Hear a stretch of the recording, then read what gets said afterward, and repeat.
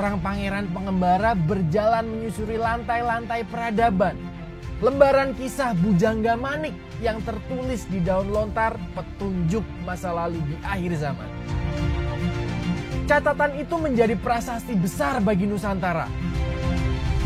Langit jadi saksi perjalanan Bujangga Manik. Banyak harta yang ditemuinya selama perjalanan. Petualangannya telah mengungkap ratusan peradaban yang mencapai puncaknya. Sebuah sejarah yang luar biasa. Selama ratusan tahun, mata dewa mengawal masa kejayaan sebuah bangsa. Tak pernah puas membuat sejarah. Dan Karawang kembali mengukir catatan penting dengan tinta emas. Tembok bangunan di Rengas Dengklok menjadi janin sebuah negara kepulauan terbesar di dunia. Lokasi disembunyikannya dua orang proklamator yang siap pasang badan demi mengibarkan sang saka merah putih tanpa harus takut diterjang peluru penjajah.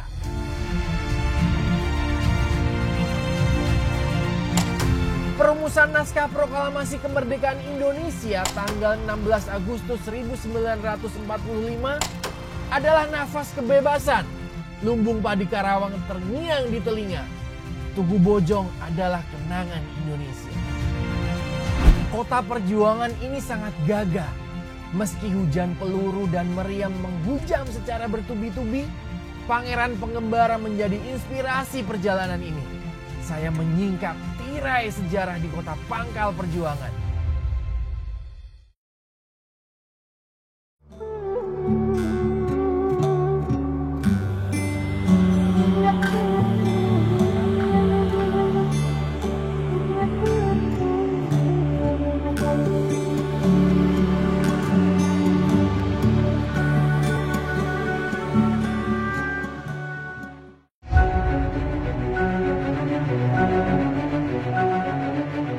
Nafas kerajaan Tarumanegara di abad ke-5 tercium hidung. Mereka menyusun batu bata bak permainan Lego. Sebuah museum awal saya untuk menguak rasa penasaran ini. Hasan Jafar adalah seorang arkeolog yang meneliti Candi Batu Jaya dan sekarang sudah menunggu di dalam ruangan ini.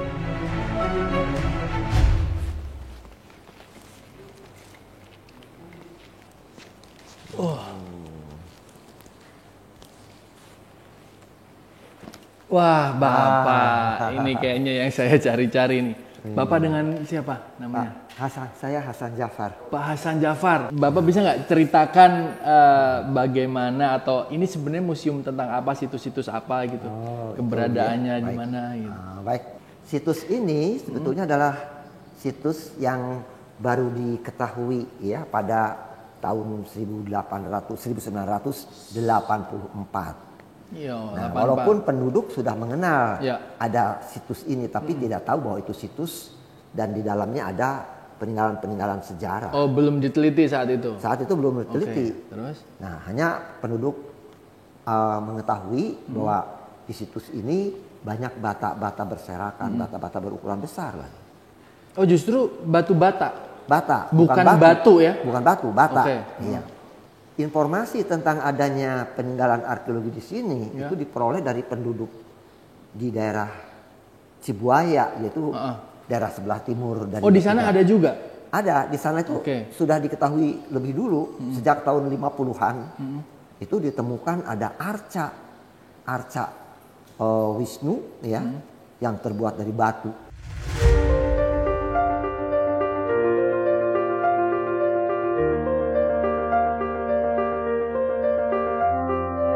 Ditemani seorang arkeolog ternama, Profesor Hasan Jafar.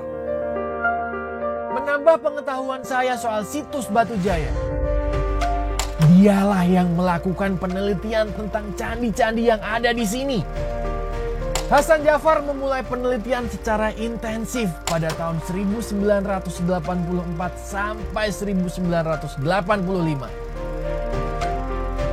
Lokasi penelitian ini dinilai lengkap karena banyaknya penemuan saat dilakukan penggalian.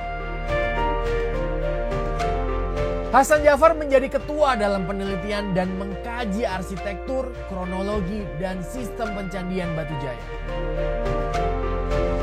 biasanya itu ada kebiasaan di kalangan arkeologi itu. Jadi kalau di suatu desa ada candi, maka candi itu dinamakan candi desa anu. Nah seperti di sini juga nanti kita menemukan candi itu di desa Segaran, di desa Telaga Jaya. Berarti namanya Candi Segaran, Candi Telaga Jaya. Karena banyak bisa diurut. Candi Segaran 1, Segaran 2 terus sampai yang terakhir.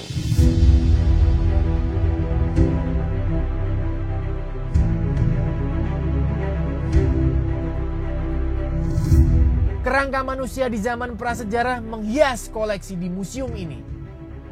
Kerangka manusia yang diperkirakan hidup pada abad ke-18 pertanda bahwa ada kehidupan sebelum masuknya zaman kerajaan. Mereka memulai hidup dan menciptakan peradaban bercocok tanam. Ini adalah salah satu temuan lain berupa kerangka. Nah, tapi kerangka manusia. Kecil ya, Pak ya? Ya, ini berdasarkan ukuran ya, fisik tulang-tulangnya ini memang anak-anak. Itu bukan kerangka manusia dewasa gitu, masih anak-anak. Ini sekitar tahun berapa ini, Pak? Ini ditemukan belum terlalu lama ini. Tapi asal ya, maksud dari kapan itu, dari zamannya ini zaman prasejarah juga. Nah umumnya kerangka-kerangka ini bersebaran di tempat yang beberapa situs. Bahkan ada yang di bawah candi, di samping candi dan sebagainya sebarannya itu. Tapi yang menarik arahnya sama. Arah mereka bujurnya. Kalau kuburan ya, itu kan kuburan ya Pak, diarahkan. Kuburannya itu arahnya sama arahnya, yaitu timur laut barat daya.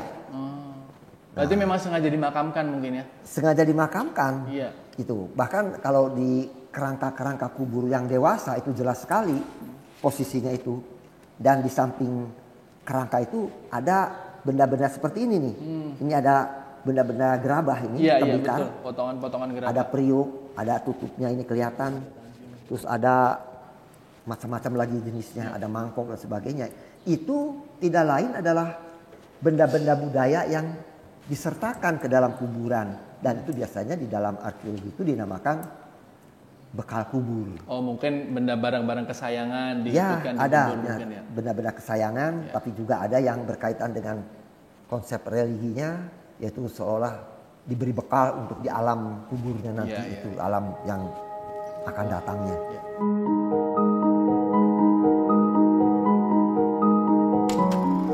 Kerangka ini adalah manusia prasejarah atau tepatnya periode protosejarah sekitar abad 1 sebelum Masehi sampai 2 Masehi. Tahun 2005, 10 kerangka manusia prasejarah ditemukan. Setelah itu 6 kerangka manusia prasejarah ditemukan di situs Batu Jaya. Dari hasil penelitian, kerangka itu bukanlah manusia purba. Bukan juga fosil. Dia adalah manusia di akhir prasejarah. Morfologis kranial dan gigi geliginya adalah ciri-ciri dari manusia ras Mongoloid.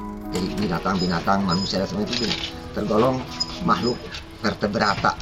Saya boleh langsung ngecek nggak Pak ke lokasinya di tempat ditemukan di candi belakang yang kata Bapak tadi? Oh ya ada. Dekat dari sini? Ya dekat di pintu pagar belakang sana. Oh. Samping kita bisa melihat. Iya. Sebab ini situsnya itu tersebar di daerah persawahan. Nah itu ada banyak. Ada sekitar 30 situs dan itu. Oke. Mari kita lihat.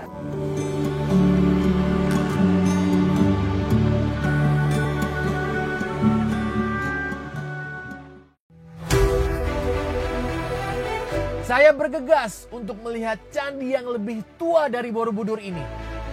Cuaca Karawang memang sedang tidak ramah. Terik matahari menyengat dan membakar kulit. Hanya berjarak ratusan meter, badan saya mulai berkeringat. Warga setempat sedang berbahagia karena hasil panen padinya melimpah. Candi Jiwa menyambut kedatangan kami berdua.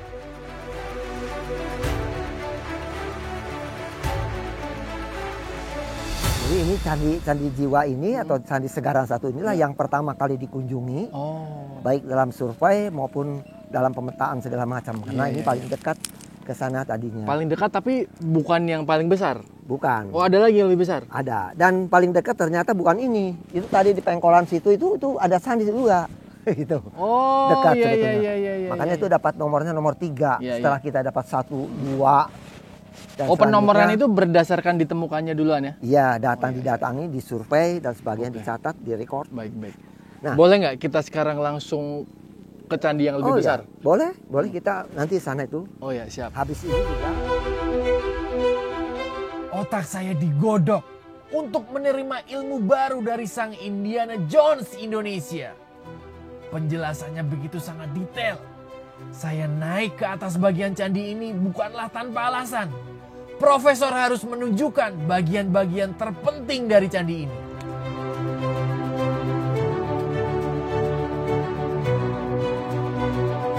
Belum puas saya mengajak Mang Hasan ke Candi Belandongan. Candi Belandongan ini mulai diteliti pada tahun 1993. Ekskavasi itu berhasil menambahkan kaki bangunan di sisi barat laut pada tahun 1995. Penelitian dilanjutkan dan berhasil menambahkan struktur bangunan sepanjang 21,6 meter serta 9 anak tangga.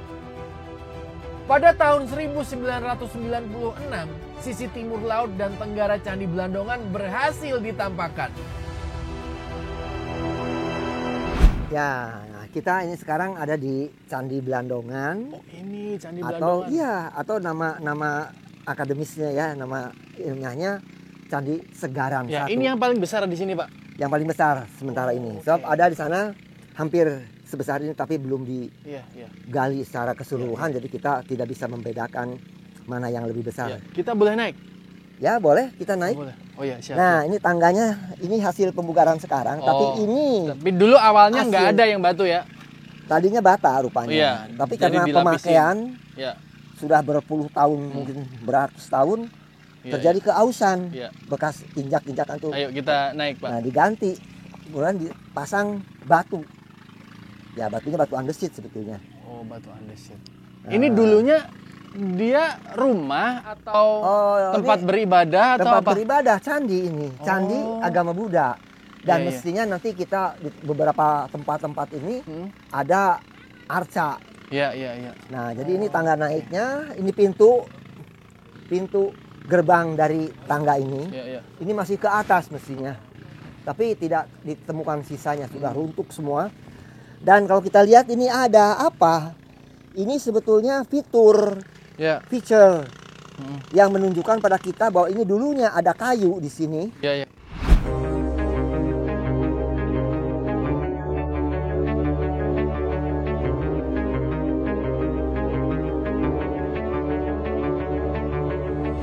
Bangunan ini berdiri sejak abad ke-5 atau ke-7 Masehi, tepatnya dengan masa kerajaan Tarumanegara. Pondasi batu batanya begitu kokoh, tak tergerus waktu. Pada tahun 1984, candi ini pertama ditemukan. Berdasarkan laporan adanya penemuan benda-benda purbakala dan ada gundukan-gundukan tanah yang berada di tengah sawah. Masyarakat setempat menyebut gundukan itu sebagai onur atau unur dan dikeramatkan oleh mereka.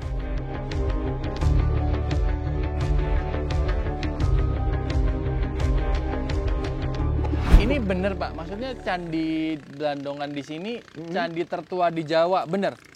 Ya, secara keseluruhan komplek ini komplek percandian tertua di Jawa. Berarti lebih tua dari Borobudur ya? Borobudur 200 tahun sesudah ini berdiri. Wow. Itu. Ini tepatnya kira-kira tahun berapa kira-kira? Tahunnya tahun 600-an. Tahun 600-an. Kita punya carbon datingnya. Ya. Berdasarkan ini sisa-sisa kulit padi yang terbakar.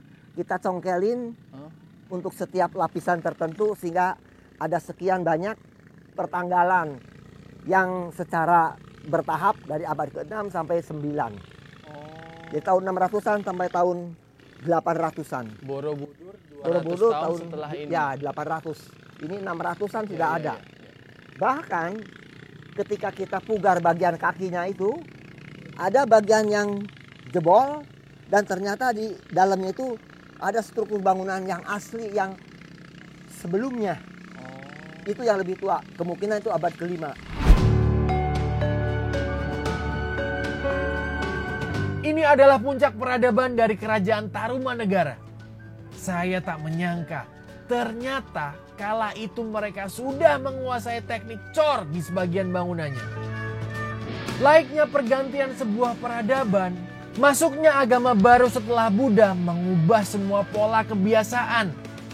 Candi ditinggalkan. Seiring berjalannya waktu, bangunan batu bata ini dikubur oleh alam, menyisakan kisah yang turut terkubur di dalamnya. Hingga akhirnya sebuah cangkul membuka lembaran lama yang mengungkap kisah kehidupan manusia bumi dan kehidupan para raja. Bukti kulit padi yang menempel di batu bata tanda jika kehidupan manusia abad kedua sudah mengenal sistem bercocok tanam.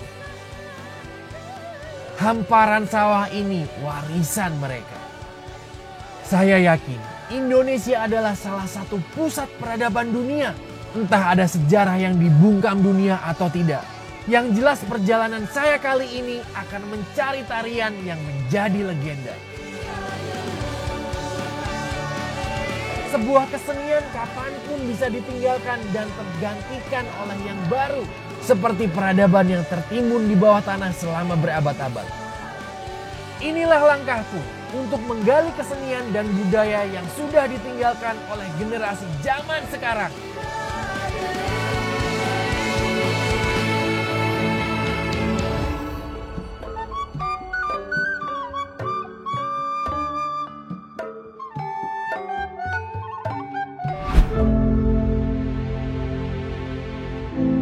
Ketika teknologi mulai mendominasi ketergantungan manusia, jauh di dataran rendah ini sekelompok bocah masih bisa menikmati masa mereka untuk menghabiskan waktu dengan permainan tradisional. Saya melihat 5 orang anak bermain dengan asik melempar sebuah benda yang terbuat dari kayu.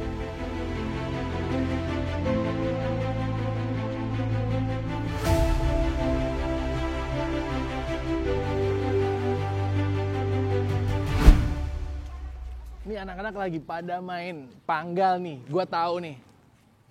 Ntar, gua lihat dulu nih mereka. Habis itu gua tantang. Gua jago main begitu dulu. Ayo cepat, coba main.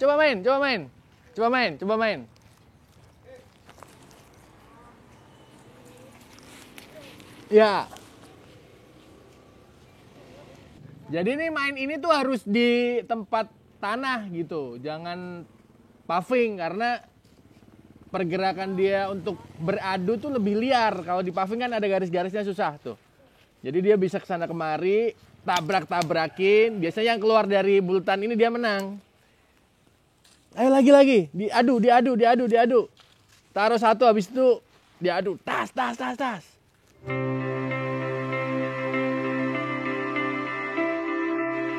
Panggal adalah sebuah permainan tradisional yang dilempar menggunakan seutas tali. Permainan tradisional ini sudah ada sejak zaman kakek mereka masih muda.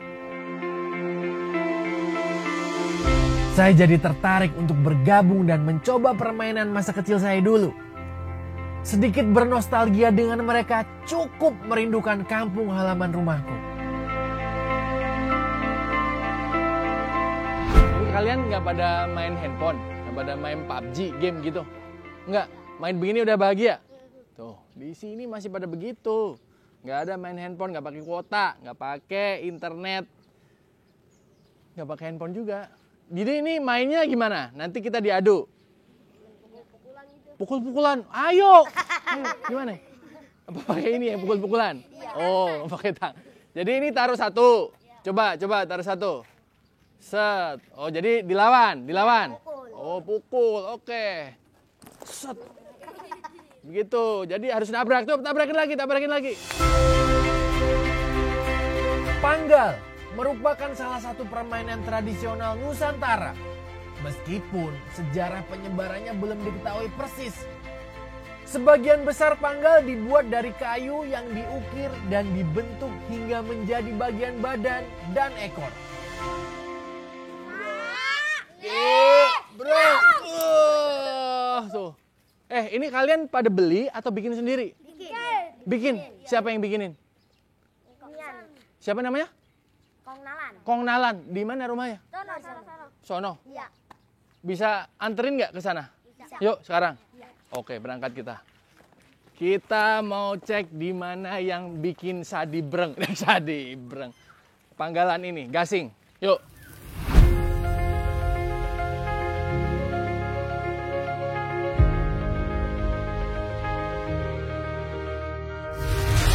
Saya mencari siapa sosok yang masih melestarikan permainan ini. Dari jauh pria tua sedang sibuk dengan menggolok sebuah kayu untuk dijadikan permainan panggal.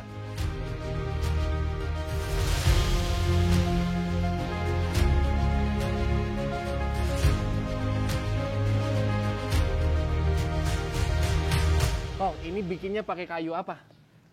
Kalau kayu biasanya kalau panggal yang biasa dimainin kayu jambu klutuk. Kayu jambu klutuk. Harus pakai kayu itu jambu atau? Biji maksudnya jambu klutuk, jambu biji. Harus pakai kayu itu atau yang lain boleh? Enggak. Ada lagi kayu yang keras. Maksudnya yang keras, yang berat.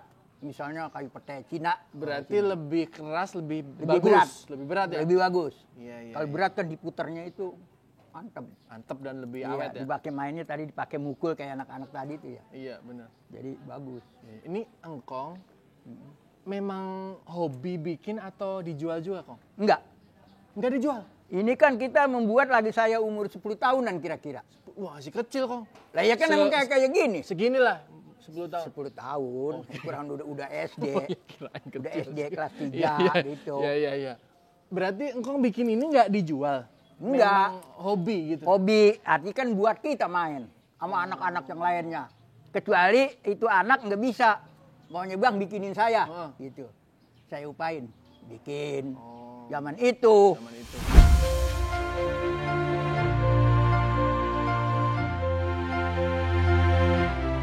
Entah dulu pernah dilombakan atau tidak, yang jelas permainan ini sangat menghibur saya dalam perjalanan. Gak ada waktu lagi, perjalanan ini harus saya tuntaskan. Inilah panggal, permainan warisan Indonesia.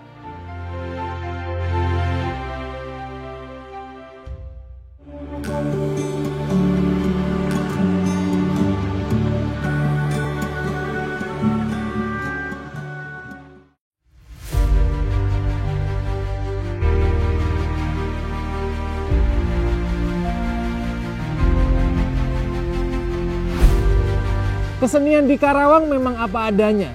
Anak-anak bebas bergerak dan mengekspresikan apa yang dimau. Mereka benar-benar menghabiskan masa kecilnya supaya tidak menyesal di masa depannya nanti. Dari permainan panggal, saya tak sengaja melihat ada anak-anak yang sedang berlatih menari. Mereka menari di halaman komplek Candi Serut. Mereka bergerak dengan lincah. Sekilas saya lihat, kesenian ini memang menyatukan antara tarian dan permainan anak.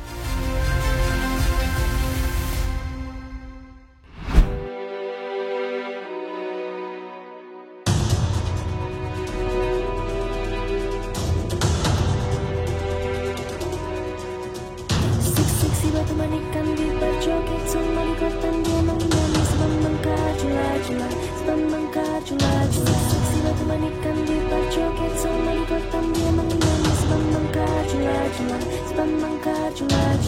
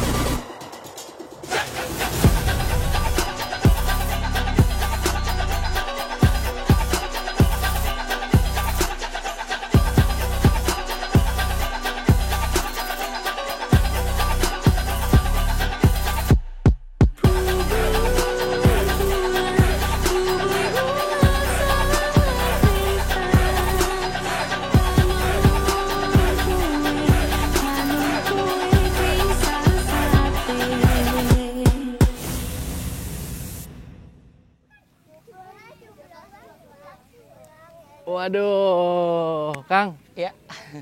Maaf nih, ganggu nih. Kayaknya lagi asik banget. Ini lagi namanya tarian apa? Ini kita lagi belajar tari Nusantara. Tari Nusantara, namanya Tari Nusantara. Iya. Ada spesifiknya nggak apa gitu mungkin? Kita memang sudah penanaman dari sejak kecil untuk belajar tari Nusantara, untuk mengenalkan tari Nusantara Jadi terlebih dahulu. apa ya? Macem-macem untuk dipentaskan. Jadi tidak spesifik untuk Ya. tarian apa gitu. Biasanya kita untuk spesifik ada, cuman kita untuk penanaman basicnya dulu untuk tari Nusantara. Oh, Tari Nusantara. Iya, Jadi gitu. saya baru dengar nih ada tari namanya Tari Nusantara. Biasanya kan Iya. mungkin kalau Jawa Barat ada Karawang, ada Jaipong, ada Iya. Goyang Karawang gitu-gitu ya. Di Jawa Tengah ada macam-macam, tapi justru ini namanya Tari Nusantara. Nusantara. Oke. Melalui kesenian ini mereka berinteraksi dan belajar untuk berpikir kreatif. Tarian kreasi ini adalah tarian dasar yang harus mereka kuasai. Setelah menguasai dasar-dasarnya, mereka harus mempelajari tarian lainnya secara bertahap. Tarian kreasi Nusantara menggabungkan beberapa tarian warisan Indonesia, seperti tarian dari Aceh, Papua, Jawa Barat, dan beberapa daerah lainnya. Nah, ini ada nggak hubungannya sama kesenian atau tari yang ada di Karawang? Ya, kebetulan ini adalah tarian basic. Namun sesudah ini kita langsung penanaman kepada tarian yang ada di Karawang gitu. Tarian Karawang kan mengenai ketuk tiluan. Betul, ada Gitu. ketuk tilu, ada Kliningan. terus goyang Karawang Iya, juga goyang gitu. Karawang gitu. Tapi basicnya ini ya. Basicnya jadi dari Nusantara apa ya? dulu. Ya basicnya ini Nusantara, Iya, nanti gitu. tahap-tahapnya Tahap pasti akan ke selanjutnya situ. baru ya? ada lagi. Oh, gitu. Gitu. Oke, terima kasih Kang. Keren, maksudnya bisa apa ya? Mendirikan sanggar, terus melestarikan kesenian yang ada di daerah itu. Terima kasih, saya juga mengapresiasi banget dengan kegiatan yang dilakukan Kang. Iya. Terima kasih kalau gitu. Siap. Ya udah, saya mau lanjut dulu. Saya Iya. masih mau pengen mencari kesenian, tradisi, budaya yang ada di Karawang dan sekitarnya. Siapa tahu nanti mungkin di sebelah sana saya menemukan tari-tarian yang lain gitu atau budaya yang lain gitu. Ya udah kalau gitu. Terima kasih, Kang. Ya, Silakan siap. lanjut. Sama-sama. Ya.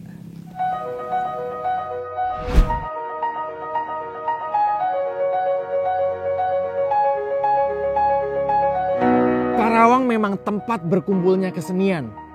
Begitu melimpah kesenian di sini. Sejak dini mereka sudah dijajal untuk memahami dan meresapi makna sebuah kesenian. Ini penting bagi mereka agar bisa menghargai kehidupan berkelompok. Saya pikir langkah ini tepat demi melahirkan generasi penerus yang akan menjaga seni dan budaya di masa depan. Perjalanan mencari kesenian yang menjadi legenda Tatar Pasundan saya lanjutkan lagi.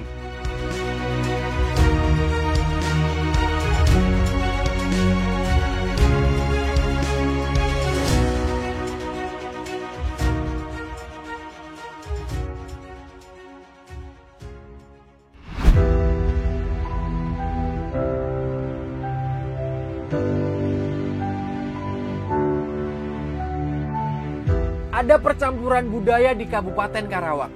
Meskipun letaknya masuk dalam bagian Provinsi Jawa Barat, namun budaya Betawi begitu kental di sini.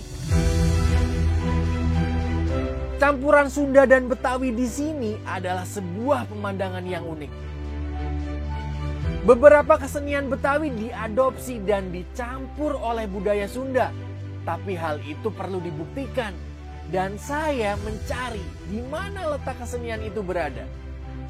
Tiba di ujung jalan, mesin pemotong padi terlihat dan bisingnya suara mesin itu semakin terdengar jelas.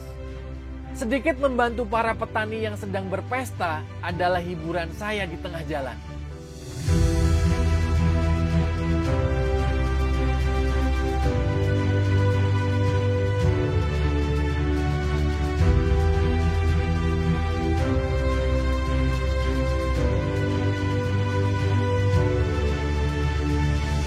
Menyaksikan tarian kreasi tadi begitu spektakuler dan tambah menguatkan misi ini untuk mencari apa yang ingin saya ketahui.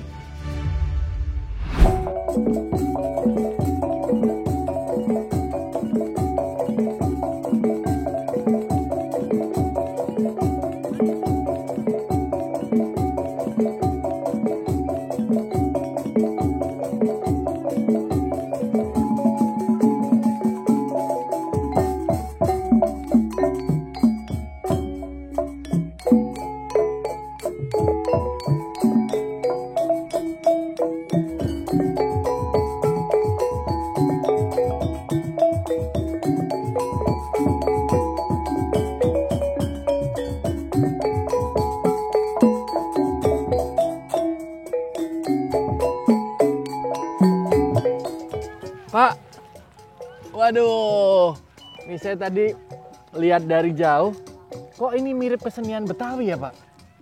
Ini memangnya kesenian Betawi, biarpun ada di Kerawang juga Om. Walaupun di Karawang, tapi dia kesenian Betawi. Sebab ini Kerawang bawah Om. Kerawang bawah. Iya, jadi Bapak Niman ini pimpinan emang menyitapnya begitu. Kan gitu. seni topeng banjet udah banyak. Jadi ini namanya kesenian apa? Tadi? Kesenian topeng Betawi. Topeng Betawi. Topeng Betawi. Bukan topeng banjet. Bukan. Oh bukan. Iya. Iya. Oke.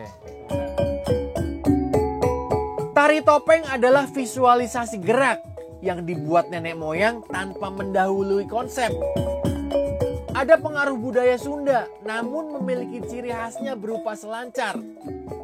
Tarian dasar menampilkan gerakan budaya Betawi, sementara sinden menyanyikan lagu-lagu Sunda.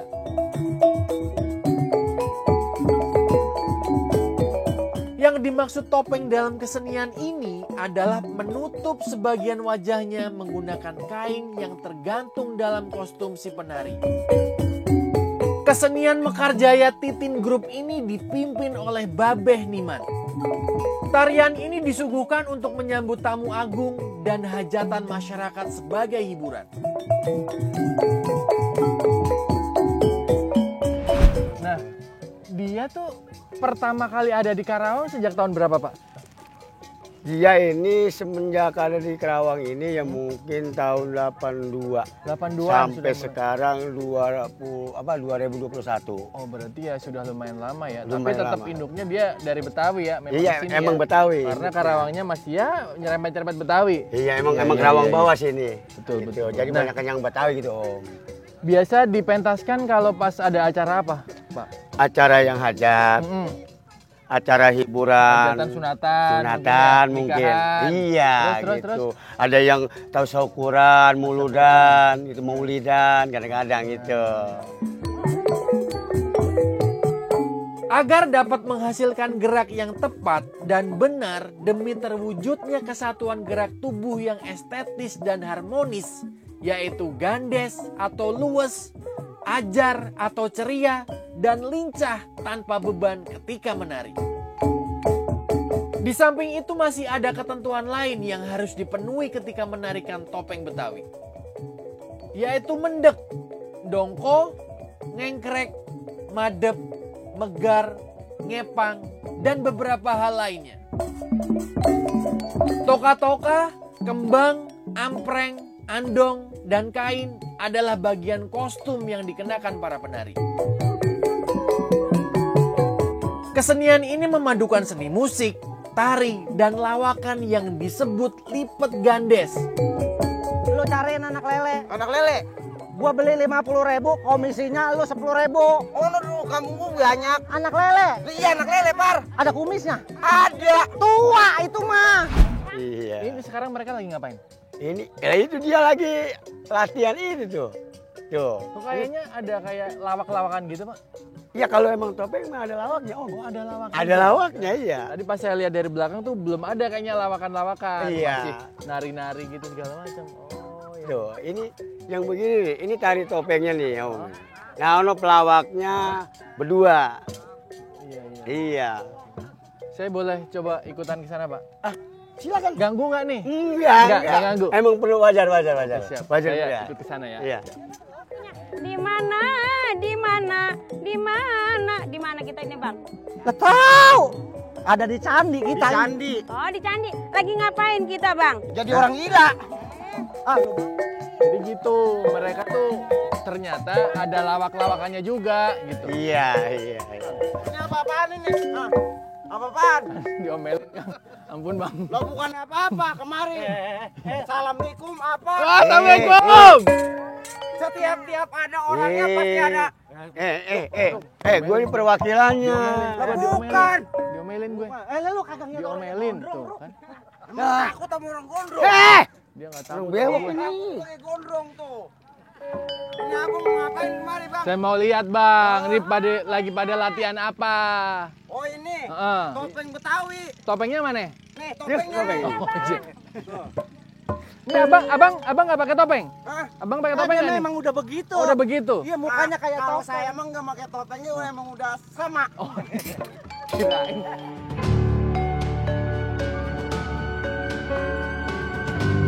Ini menjadi pertanyaan saya. Kenapa bisa budaya Betawi menyatu dengan Sunda? Keduanya tampak akur hidup berdampingan. Mereka menekan ego masing-masing demi memperkuat dan mempertahankan kedua kesenian agar tetap hidup. Mungkin saja di depan sana akan ada orang yang menjelaskan soal kehidupan masyarakat Karawang, termasuk irisan kulturasi yang ada di wilayahnya.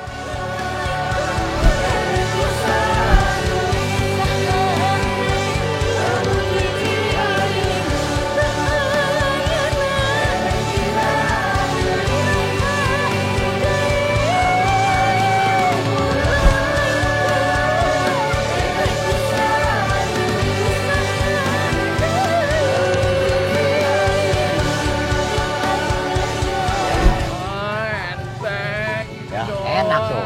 Tuh. Pak produser nanti tolong dicariin tukang pijit ya. Gua lempar. Set gimana? Waduh.